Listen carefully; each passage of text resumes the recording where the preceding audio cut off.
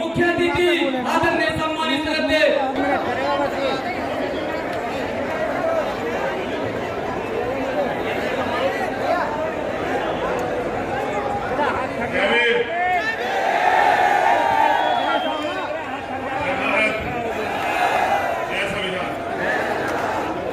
ओ भाई सचिन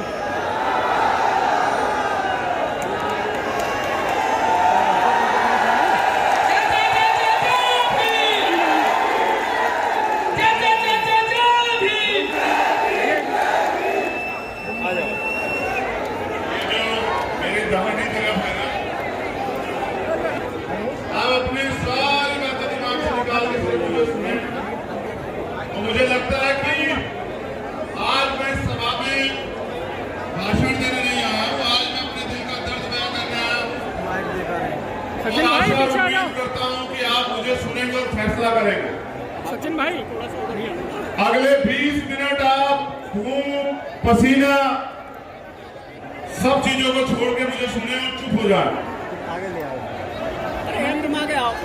मेरे जो दाहिने तरफ है मेरा स्वामी संत गाड़गे जी महाराज, पेरियार लल्ले यादव, बिरसा मुंडा, बाबू जगदेव प्रसाद कुशवाहा, जननायक कपूरी ठाकुर, शहीद भगत सिंह, उधम सिंह, वीर सम्राट राजा वीर भोज और मेरे रहबर मेरे आदर्श मान्यवर साहब श्री काशीराम और उनको बहुजन मूवमेंट में जोश और जुनून से क्रांति पैदा होती है और जब जुनून और अनुभव मिल जाता है तो बदलाव होता है। अगर आप चाहते हैं कि देश में सत्ता और व्यवस्था परिवर्तन हो तो आपको संघर्ष करना पड़ेगा। अब मैं जो बातें आपसे कह रहा हूँ बड़े ध्यान से सुने, वो बुलंदशहर का नहीं, उत्तर प्रदेश का नहीं, देश का फैसला करेगा, क्योंकि जरूरी नहीं कि मैं बुलंदशहर में बार बार आऊंगा।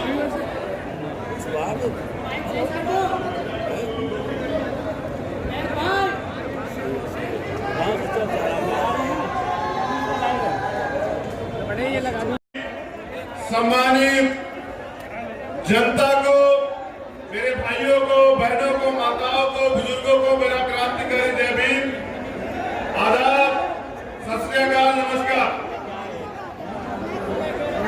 आप सुबह से यहाँ और इस कड़ी धूप में अपने बच्चे को, अपने भाई को सुनने के लिए यहाँ खड़े हुए। जगह कम पड़ रही है आपकी संख्या के आगे, लेकिन विश्वास कीजिए कि मुझे भी आपसे बहुत कुछ जरूरी कहना।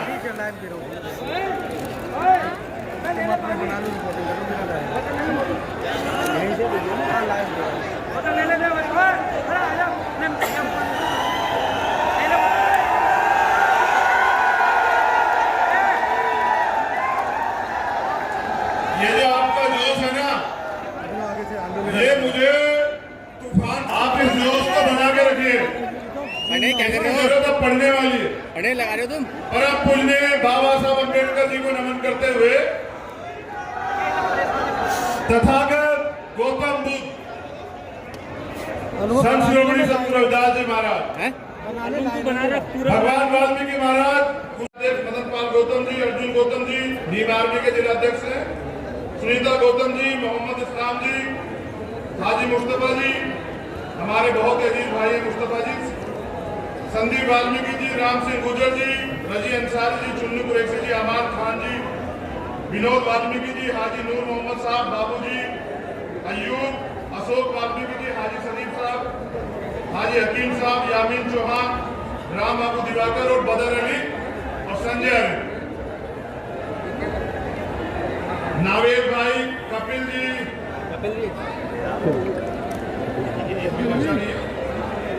मेरे बड़े भाई राजेंद्र वाल्मीकि जी, आप सब लोगों का बहुत बहुत धन्यवाद और उन तमाम कार्यकर्ता पदाधिकारियों का धन्यवाद जो दूसरे जिले से यहाँ संघर्ष कर रहे हैं कोर कमेटी बनाने में। अब मेरा समय, किसका समय? अब आप आपस की बातचीत को छोड़ दें, जो जहां बैठा है परवाना में, क्योंकि अगले 20 मिनट अगर आपने ईमानदारी से मेरी बात को सुना तो मैं गारंटी देता हूं कि आने वाला कल जो है नौजवानों के लिए सुनहरा होगा। मेरी बात को याद रखना, समझ रहे? मैं धन्यवाद देता हूं मातृशक्ति का कि हमारी माता बहनें भी यहाँ बैठी हैं। मैं आपका खून हूं, आपके ऋण को जो है चुकाऊंगा, आपको निराश नहीं करूंगा। देखिए, जो वर्तमान की सरकार है ना, इन्होंने वादे तो बहुत किए हैं और ये वादों पे आई है, सिर्फ वादों की सरकार है, भाषण भी है सरकार में और कोई नहीं है।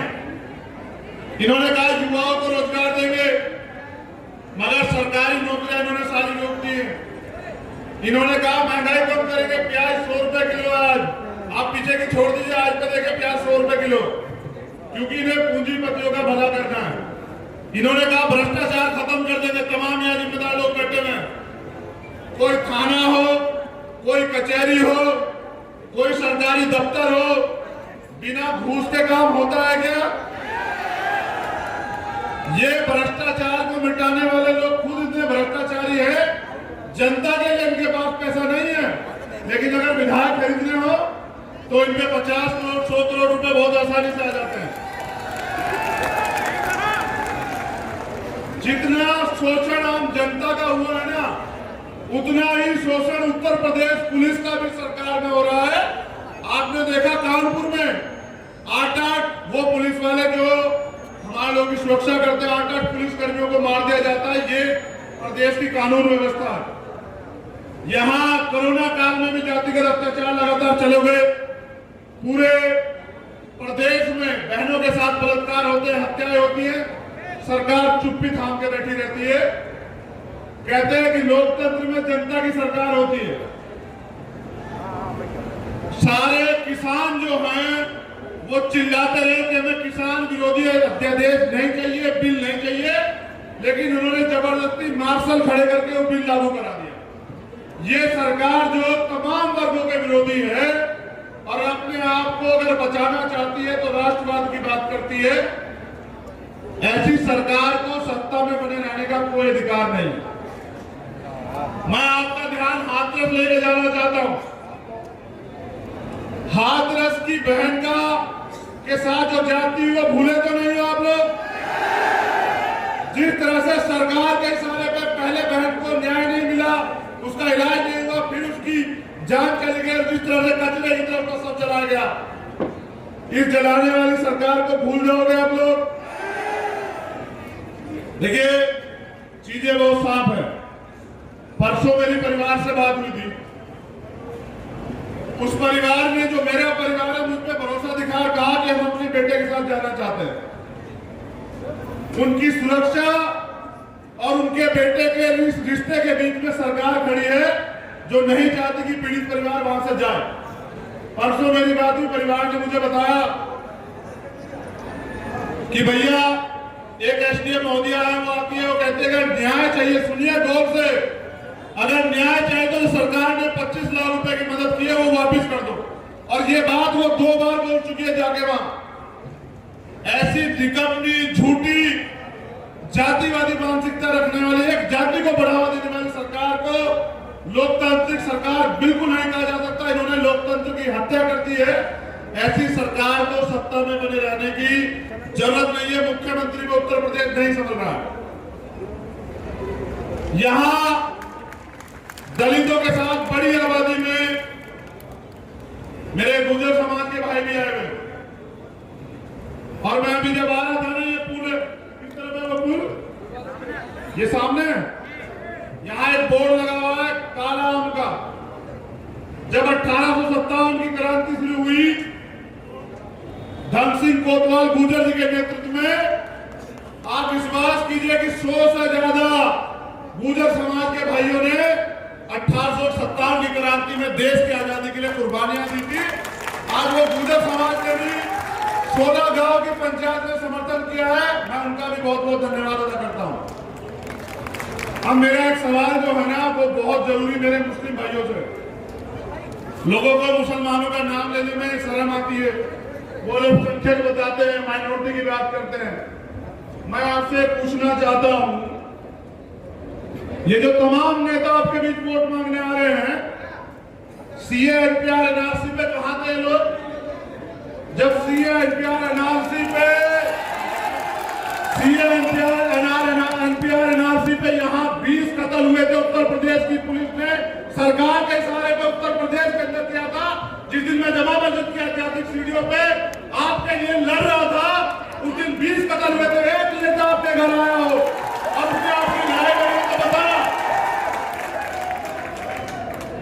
मैं कोई एहसान नहीं किया मैंने, लेकिन मैं जो बात कह रहा हूं मैंने क्यों किया।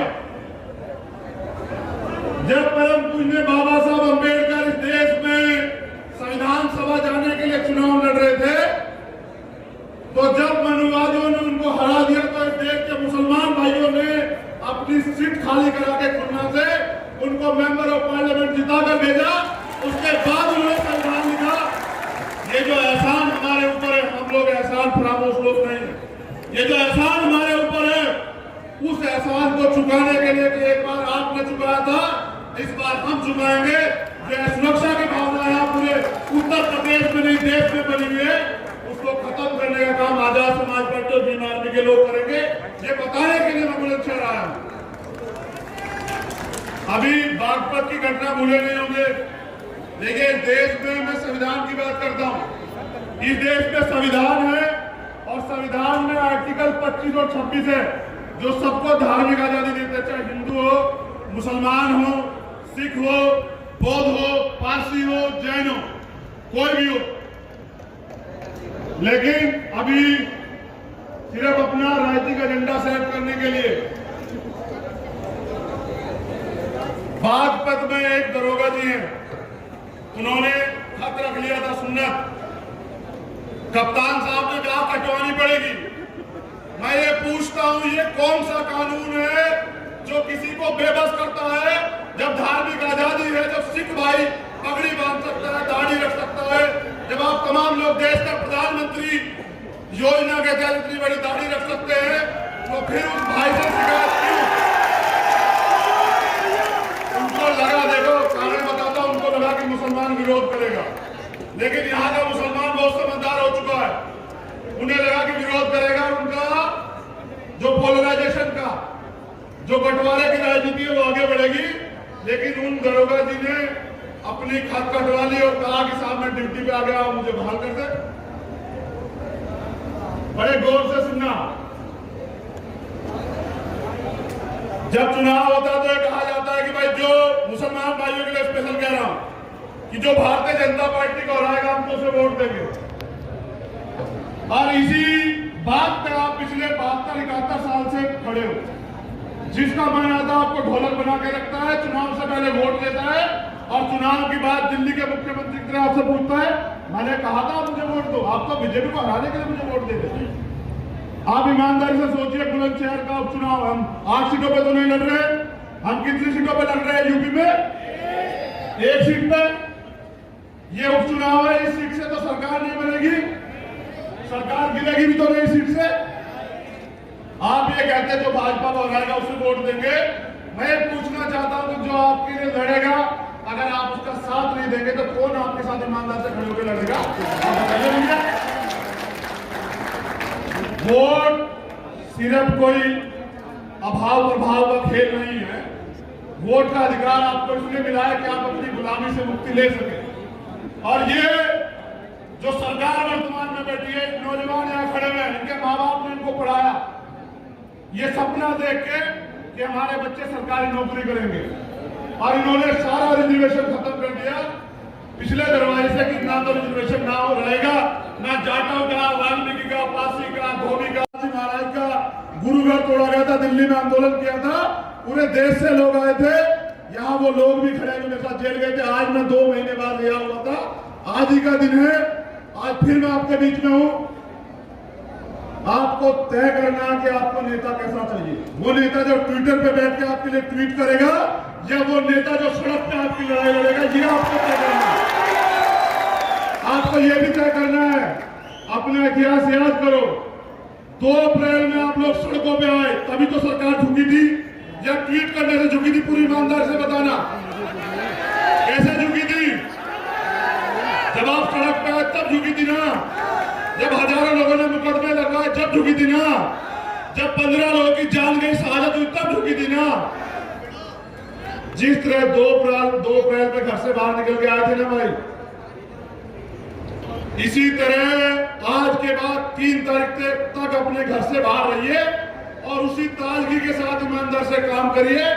मैं गारंटी देता हूं कि आपका जो प्रत्याशी है वो इतनी बड़ी संख्या से जीतेगा कि उत्तर प्रदेश में नहीं देश में हलचल हो जाएगी कि ये क्या नया संगठन है।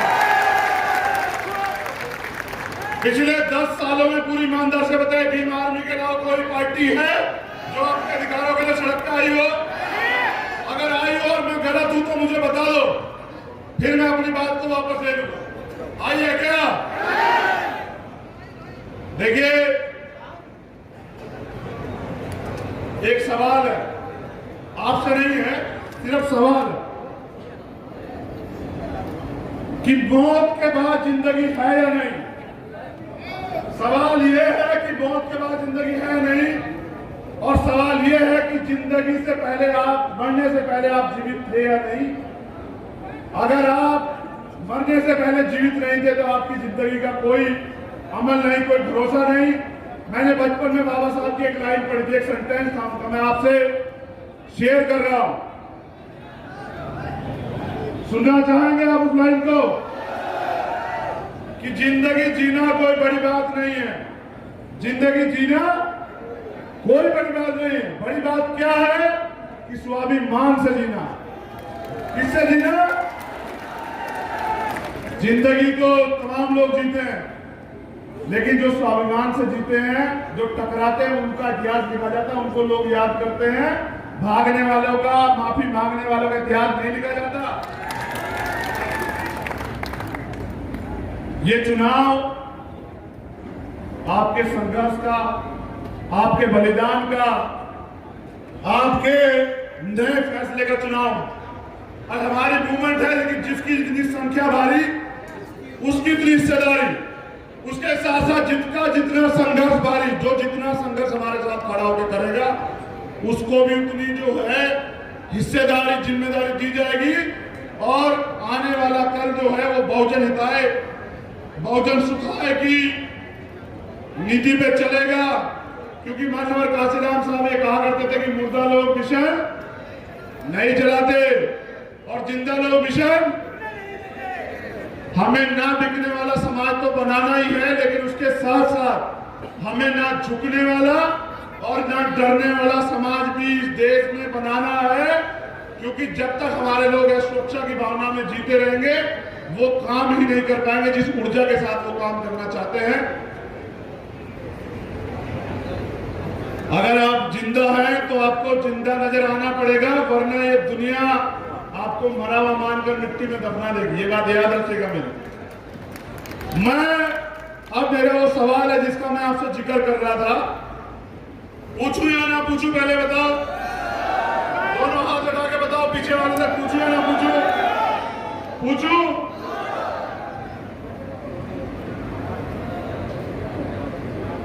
हर एक नौजवान के लिए, नौजवान खड़े हैं उनके सपने, और ऐसे ही सपने थे मेरे कि पढ़ लिख के बाबा साहब के संविधान में जो अधिकार दिए हैं, मैं कोई नौकरी करूंगा और उससे अपने परिवार की और समाज की सेवा करूंगा। लेकिन समय बदलता चला गया। जो मैंने सेंटेंस आपसे कहा कि स्वाभिमान से जीना, और जो अत्याचार जुल्म जाति मैंने देखी,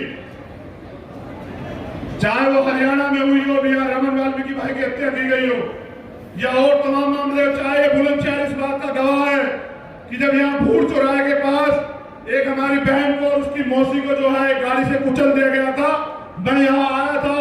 आप लोगों को याद होगा, बुलंदशहर के लोगों के जहन में होगा। मैंने प्रशासन को यह कहा था कि ऐसे गुंडों अपराधियों को समझा दो, लेकिन क्योंकि अगर हम सत्ता में आ गए तो हम समझाना जानते हैं। जो अधिकारी कर्मचारी हमारे लोगों पे जिंदे मुकदमे कर रहे हैं ना, सरकार के इशारे पे मैं उनको भी बता देना चाहता हूं कि ये सत्ता है, बदलती रहती है। आपको नौकरी यही करनी है, प्रदेश छोड़ के आप नहीं भागोगे भाई, यही रहोगे। जो कानूनी काम है वो करो, गरीबों को मत सताओ। जिस उम्र में क्रिकेट का बल्ला एक नौजवान के हाथ में होता है ना, जब वो दोस्तों के साथ, परिवार के साथ मौज मस्ती करता घूमता है, उस उम्र में हथकड़ियां लगी हैं आपके भाई को। कोई ऐसा दर्द, कोई ऐसा सितम, पुलिस की लाठियां, कोई ऐसा जगत नहीं है इस पीठ पे जो ना हो। और ये लाठियां उनसे खाई है जिनसे समझौता नहीं हो सकता है, क्योंकि संघर्ष उनसे ही है। मैं जानना चाहता हूं क्या मेरे संघर्ष की कोई कीमत है या नहीं है। जो लाठियां मैंने खाई और जो मैंने निर्णय तब लिया कि अब किसी नौजवान को लाठी ना लगे, तो मुझे अपने समाज की गैरहाजिर जड़ें मजबूत करनी है, उनको मजबूत करके उनको सत्ता में स्थापित करना है। इतने दिन का जीवन देखा आपने मेरी एक गलती आप बताइए कि आपने स्वाभिमान के साथ यहां समझौता किया। चंद्रशेखर, आपने गुनाह किया। अगर आप एक गलती बताएंगे, मैं पूरी जिम्मेदारी के साथ कह रहा हूं कि जिसको रोका नहीं जा सकता, जिसकी सफलता को रोका नहीं जा सकता, उसके ऊपर सिर्फ आरोप लगाया जा सकता है। मैंने चैलेंज किया था अभी योगी राज जी को भी, जो उत्तर प्रदेश के मुख्यमंत्री हैं। जब हाथरस का मामला हुआ, उन्होंने कहा कि 100 करोड़ की फंडिंग हुई है। 100 करोड़ की फंडिंग हुई माहौल बिगाड़ने की। मैंने कहा कि अगर आपने 1 लाख रुपए मेरे अकाउंट में दिखा दिए, मैं एक ईमानदार दलित का बच्चा हूं, जाटव का बच्चा हूं, वाल्मीकि का बच्चा हूं, अगर 1 लाख रुपए आपने मेरी अकाउंट में दिखा दिए तो मैं आजीवन राजनीति से संन्यास ले लूंगा। अगर आप 1 रुपए का आरोप साबित कर दो तो मैं जिंदगी में समाज को शकल नहीं दिखाऊंगा। मेरा दोस्त क्या है, मैं अपने समाज से जानना चाहता हूं, अपने पूरे बहुजन समाज से जानना चाहता हूं कि मेरा दोस्त क्या किया। ये कि मैं न्याय बर्दाश्त नहीं कर सकता हूं, मैं आपके ऊपर जुल्म जाति नहीं देख सकता हूं, और मैं कभी चुप नहीं रहता हूं। अगर ये मेरा दोस्त है तो आप सीधा आपके सामने आप मुझे गोली मारो। लेकिन अगर आप चाहते हो कि देश में ना बिकने वाला समाज बने और आने वाले कल में गरीबों के बच्चे भी विधानसभा लोकसभा चाहे और इस देश में बहुजन समाज का राज आए, तो आपको दोनों हाथ उठा के बुलंदशहर सीट पर मुझे समर्थन करना पड़ेगा और मेरे हाथ मजबूत करने पड़ेंगे। मैं ये बहुत बड़ी जिम्मेदारी से कह रहा हूं। तमाम तरह के लोग आएंगे आपके बीच में और तमाम तरह की बातें करेंगे, तमाम तरह के आरोप लगाएंगे। उनसे कहना मैं आपको अपना मालिक, अपना जो है अभिभावक, अपना गार्जियन बनाता हूं कि एक कमी चंद्रशेखर में दिखाओ। आरोप तो कोई लगा लेगा, आरोप तो मीडिया के लोग तमाम लगा लेते हैं। देखा है, नहीं देखा आपने? जब मैंने कुछ मीडिया के चैनलों पे मुकदमा दर्ज कराया, नोटिस भेजा, तो उन्होंने कहा नहीं फंडिंग नहीं हुई है, भीम आर्मी का कोई रास्ता नहीं था। समझे? देखिए, मैं ये बात आपसे क्यों कह रहा हूं, आप जिम्मेदार हैं। हर घर का एक सपना, बाबा साहब ने सपना देखा था कि 1 वोट और उसकी बराबर वैल्यू, चाहे राष्ट्रपति की हो चाहे गरीब मजदूर की हो। आप मुझे बताइए कि इस लोकतंत्र में आपको क्या मिला? लोकतंत्र में जो जिम्मेदारी होती है कि रोटी, कपड़ा, मकान, चिकित्सा, शिक्षा, रोजगार और सुरक्षा सरकार आपको देगी। आप ये मुझे बताइए क्या ये आपको मिली? आज भी हमारे लोगों पे अत्याचार होते हैं, कभी मॉब लिंचिंग होती है, कभी हत्याएं होती है, कभी रेप होते हैं। इसके जितने जिम्मेदार वो लोग हैं, उतने जिम्मेदार आप लोग भी हैं। अगर आप हमेशा बढ़ते रहोगे टुकड़ों में, तो याद रखना कि तुम्हारा राज भी नहीं आएगा, तुम्हारा आने वाला कल नहीं सुधरेगा। बाबा साहब ने कहा था कि सत्ता वो चाबी है कि जो सारे दुख दर्द दूर कर देती है। मैं आपसे जिम्मेदारी लेता हूं। आपने लोगों को 20-20 साल दिए, 4-4 योजनाएं दी हैं। आप अपने भाई को और इस टीम को, जो तमाम लोग यहाँ बैठे हैं, ये मेरा परिवार है, ये मेरा परिवार है, आप मुझे एक मौका दो। जैसे मैंने कहा कि बुलंदशहर से सरकार न बनेगी ना बिगड़ेगी, लेकिन आपने अगर आपकी हक की लड़ाई लड़ने वालों को मौका दिया, गुंडे बदमाशों को छोड़ के हाजी अमीन को मौका दिया। ये हाजी अमीन नहीं लड़ रहा है, ये चंद्रशेखर आजाद लड़ रहा है। वोट देने का ये काम लगा। अगर अमीन को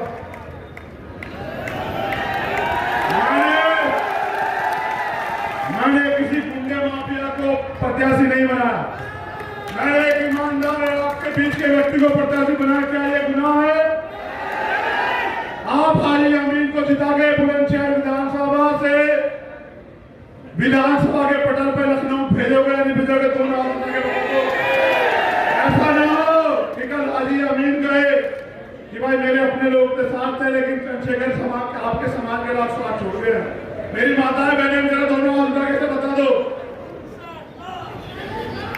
पीछे तक क्या होगा परिणाम? आवाज नहीं आ रही है, आवाज नहीं आ रही है। देखिए, सिर्फ सांसों का रुकना जो है मौत नहीं होती।